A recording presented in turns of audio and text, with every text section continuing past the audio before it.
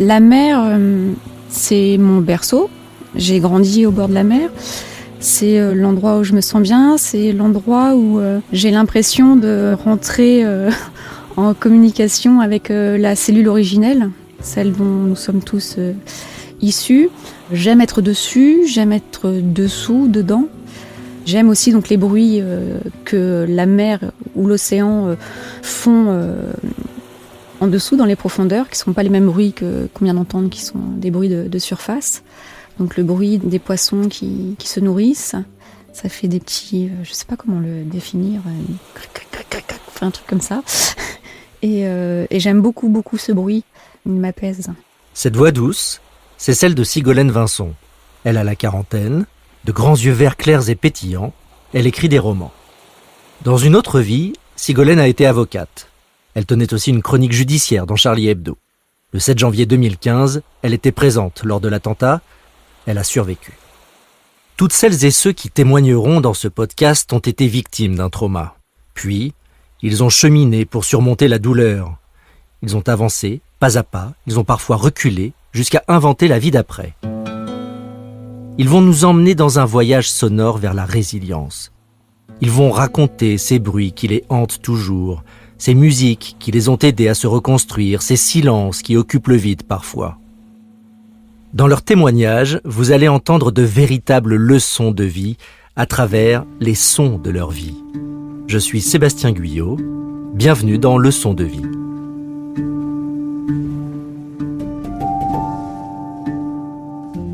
Vous vous souvenez tous de ce 7 janvier 2015. Ce mercredi-là, sous les yeux de Sigolène Vincent, Cabu, Elsa Khayat, Charb, Honoré, Bernard Maris, Mustapha Ourad, Tinius, Wolinski, mais aussi Franck Brinceau-Larreau et Michel Renaud sont assassinés. Sigolène, elle, est épargnée. Peu de temps après, elle va quitter Paris. Impossible de rester dans la capitale après l'attentat. Elle s'exile dans le sud de la France pour se réfugier au bord de la mer. C'est une fuite et ma raison avait complètement déserté, c'est-à-dire que je me souviens même plus comment j'ai mis en vente mon appartement parisien, je ne sais plus comment j'ai fait mon déménagement, toutes ces choses pratiques, je les ai complètement oubliées et ça s'est fait très vite puisque j'ai vendu l'appartement parisien en une journée, mais j'ai plus de souvenir de ça, je ne sais plus matériellement comment j'ai fait les choses et comment je suis arrivée dans le sud en fait. Et j'y suis allée par peur, je pense, c'est cette peur primaire qui m'a fait courir quoi, et partir, m'enfuir.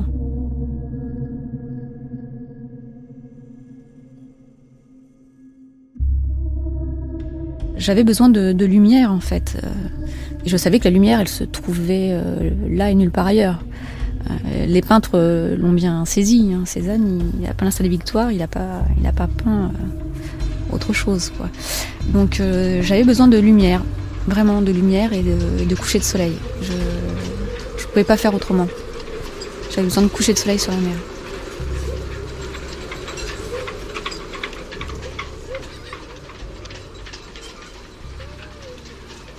J'ai toujours aimé le son d'Edriss. C'est une musique qui me fait rêver, parce que je pense que j'ai toujours voulu en secret être navigateur en solitaire. Et je me serais bien vue avec une barre à la main et scruter les étoiles pour trouver un cap. Donc c'est un bruit que j'aime vraiment beaucoup.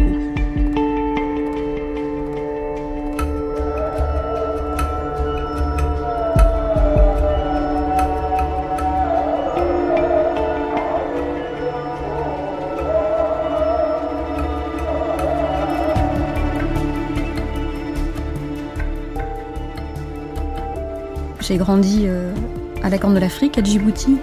Le chant du muezzin, donc il a rythmé mon enfance, donc la prière 5 fois par jour. Et c'est un chant que j'aime toujours parce que à Djibouti, surtout la dernière prière, annonçait le crépuscule et il venait en même temps que le chant des corneilles. Et c'était un moment très particulier où les odeurs ressortaient, puisque c'était en même temps que la nuit, donc toute la chaleur de la journée faisait ressortir des odeurs. Et c'est un chant qui a pas... Je trouve qu'il n'a pas été trop abîmé par le 7 janvier. Inch'Allah, je dis toujours, puisque je l'ai toujours dit. Mais Allahu Akbar, en revanche, c'est un peu plus compliqué pour moi de l'entendre. Alors que Inch'Allah, quoi. Le 7 janvier 2015, dans la salle de la rédaction de Charlie Hebdo, un terroriste islamiste la tient en joue. Il lui dit « Ce que tu fais est mal, mais je t'épargne parce que tu es une femme, et puisque je t'épargne, tu liras le Coran. » Le tueur part. Sigolène Vincent est en vie.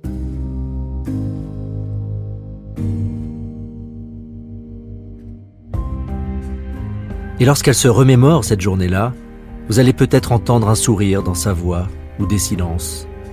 N'y voyez surtout aucune ironie de sa part ou aucune distance, plutôt simplement une arme de défense. Le 7 janvier 2015, donc il fait froid, c'est l'anniversaire de Luz qui arrive en retard. Et je suis allée acheter un gâteau dans une boulangerie, un gâteau marbré. Cabu n'en mange pas, mais il prend une part pour la filer à Lila, le chien. Et voilà, donc nous parlons de Soumission, le nouveau livre de Michel Houellebecq. Et c'est un débat, comme il y en a souvent à la rédaction de Charlie Hebdo, c'est-à-dire que personne n'est d'accord. Chacun a un avis différent.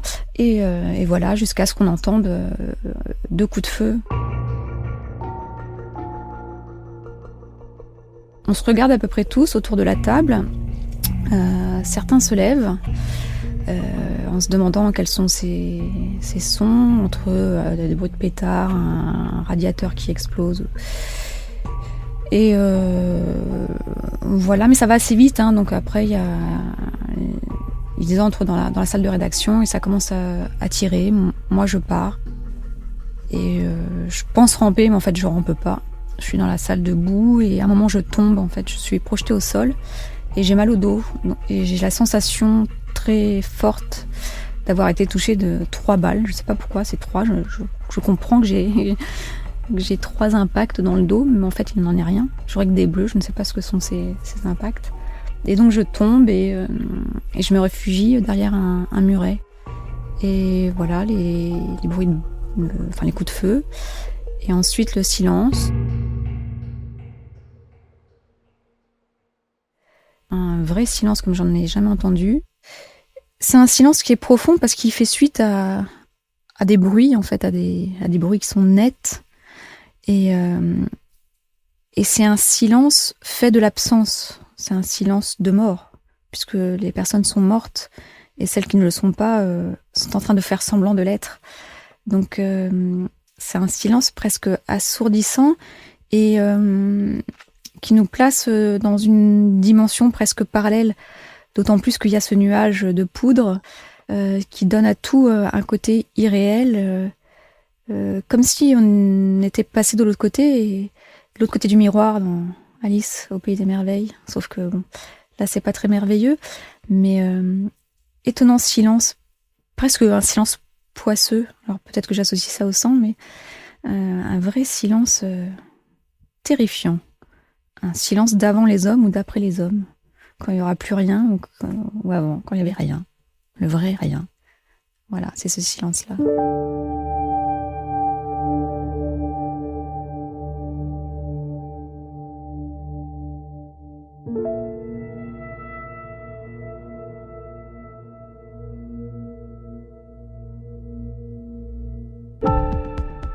Et tout de suite après ce silence, des bruits de pas qui s'approchent vers moi et 2 nouveaux coups de feu qui tuent Mustapha. Et après, donc, le tueur qui me fait face. Voilà, moi je suis à terre et il me surplombe. Je le regarde puisqu'il me regarde et qu'il a l'air de vouloir me parler. Donc s'il y a un échange, je vais pas fuir l'échange. Surtout si cet échange peut me sauver la vie. Même si à ce moment-là, j'ai fait une croix sur le fait de vivre et d'exister. Je pense que je vais mourir. Et je suis d'accord avec ça, à ce moment-là. Moi, je lui ai pas parlé. J'ai simplement fait des mouvements de la tête. Donc il me parle. Et il me demande de ne pas avoir peur. Donc visiblement, j'ai l'air apeuré. Et qu'il ne va pas me tuer. Je me dis quand même, c'est pas possible que j'en sorte vivante quand même de cette histoire. Et pourtant, il tient sa... Enfin, c'est pas une promesse, mais il tient sa parole à ce moment-là. D'ailleurs, c'est à peu près la seule parole qu'il ait eue ce matin-là, et la seule parole qu'il ait eue, il l'a tenue. Il la tient. Il tient sa parole.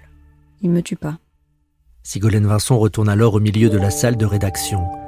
Elle découvre les corps sans vie de ses amis. Sous le choc, elle appelle les pompiers.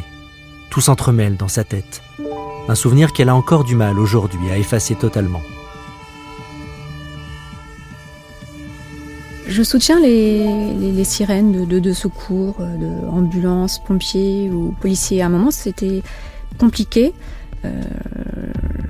J'avais peur à chaque fois que j'entendais ces sons-là, ces sirènes. Et aujourd'hui, c'est passé. Je n'ai plus de crainte quand je les entends. Sauf si tout d'un coup, elles se mettaient à être plusieurs et voilà, un nombre très important de sirènes. Là, je comprendrais qu'il faut s'inquiéter, mais maintenant, moins. Sur le long chemin vers la résilience, Sigolène Vincent a décidé d'avancer seule. Elle refuse les médicaments. Mais elle recourt à d'autres techniques comme l'EMDR. Vous savez, cette thérapie qui propose de se soigner en bougeant les yeux. Pendant des mois, Sigolène Vincent a le sentiment d'être coupée du monde. Elle avance comme un fantôme, comme un spectre dans la ville.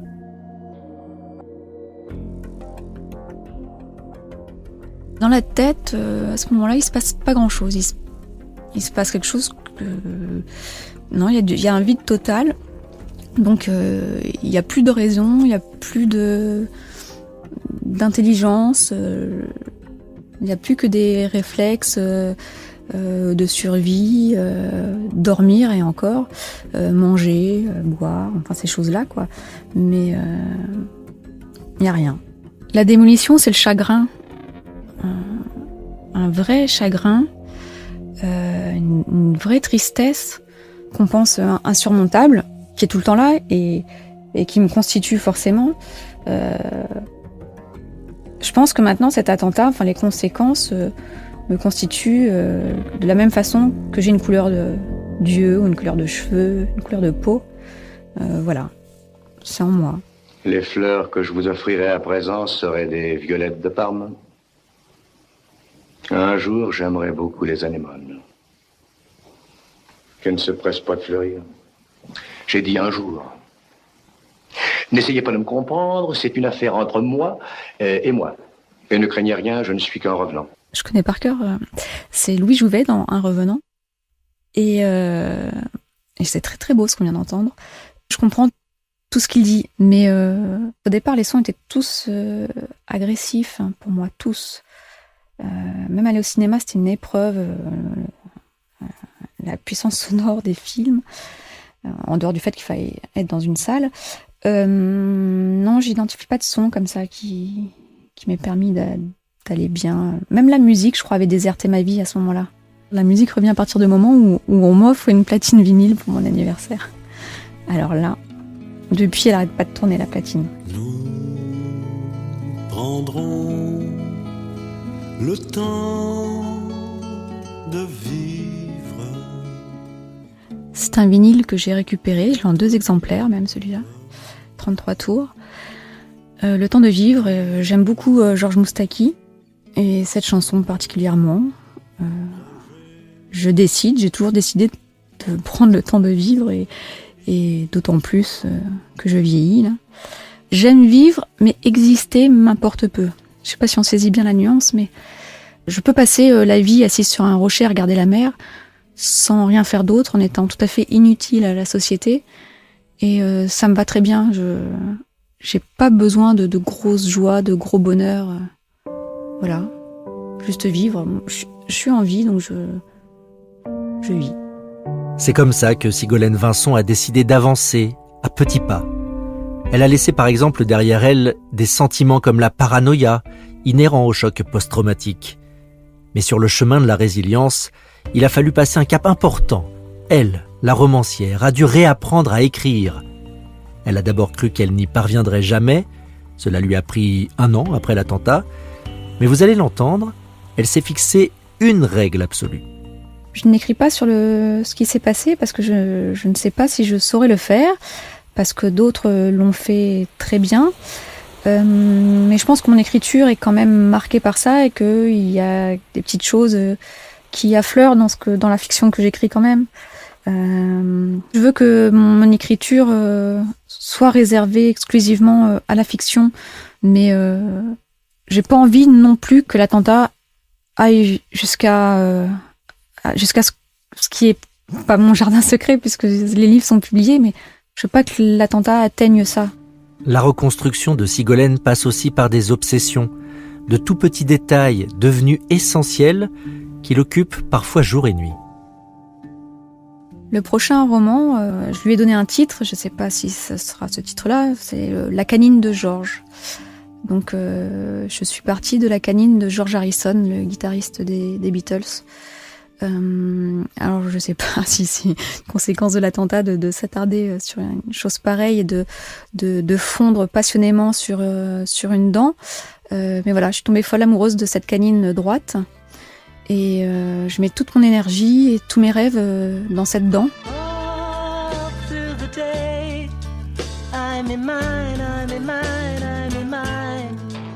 I me mine. Oui, cette chanson, en fait, l'histoire, c'est que c'est la chanson que j'ai perdue. C'est-à-dire que c'est une chanson que j'ai entendue souvent enfant, sans savoir de qui elle était, qui la chantait, qui l'avait écrite. Et je l'ai retrouvée. Et aux premiers accords, quand je l'ai entendue, j'étais submergée par des pleurs, des tremblements. Mais moi, j'ai compris dans cette voix et dans ce qu'il disait, sans pourtant comprendre un traître mot de l'anglais, que ça serait pas simple d'exister, qu'il y aurait une douleur à vivre. Et quand j'ai redécouvert cette chanson que j'avais perdue pendant des années, je me suis souvenue de ça, de l'enfant qui écoute et qui se dit « Oh là là, la vie, ça va être compliqué si cet homme-là, il a tant de peine dans la voix. »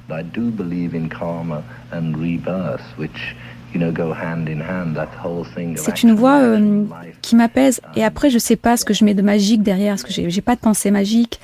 Mais George Harrison, c'est pas seulement le Beatles, c'est aussi Hare Krishna, quoi. C'est quelqu'un qui était spirituel et qui cherchait Dieu. Alors moi, j'ai pas de foi, je cherche pas Dieu, je n'y crois pas. En revanche, je crois en George Harrison. Il a écrit une chanson Art of Dying, que l'art de mourir, en fait, c'est l'art de vivre, c'est la même chose. Et cette idée, peut-être, oui, mystique, me fait du bien, moi qui ai foi en rien, de croire en cette personne qui, lui, croit.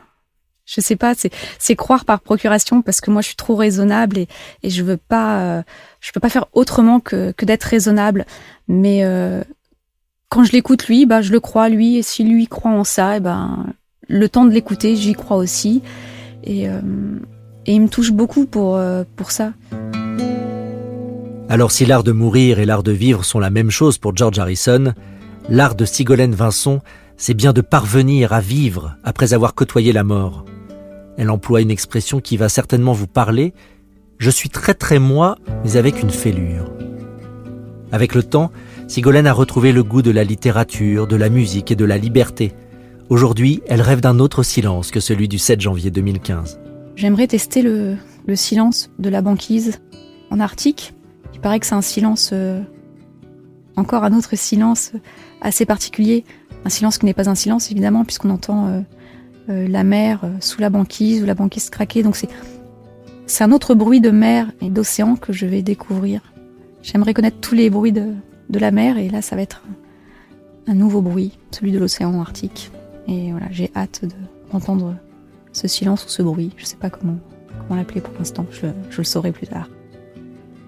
Vous venez d'écouter le premier épisode de Leçons de vie, un podcast Europe 1 Studio que j'ai imaginé et écrit avec l'aide de Julien Tarot à la réalisation et de Fanny Rascle à la production.